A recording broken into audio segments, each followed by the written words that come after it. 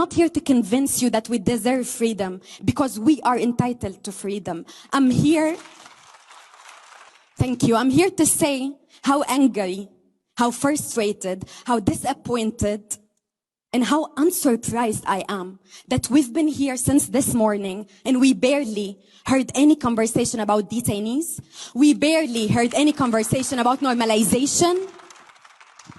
And most importantly, we barely heard any conversation about a political solution.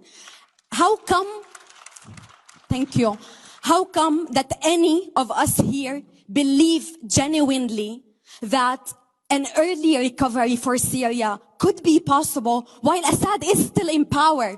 Are we just here to waste our time? I've been here second time. We've been here for 12 years. We've been, you've been exhausting our traumas. You've been exhausting our pain. You've been exhausting our stories. And for what? Nothing has changed. I'm sorry. I'm not sorry for anyone. I know that many of us have been, I appreciate the work that many of us have been doing. But it's not enough.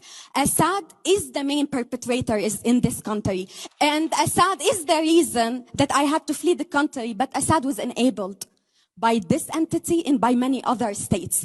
So let's not pretend that we all care about the recovery of Syria or the humanitarian aid for Syria. Let's start by naming, unfortunately, after 12 years, I have to emphasize that we all know who did it. We all know that Assad is still in power. He is still committing crimes against humanity. We're talking about hundreds of thousands of detainees, not only those inside detention centers. We're talking about people being detained now while we speak here today by the same person who's being welcomed in Jeddah and who, as Noura said, we know that he might be welcomed here one day.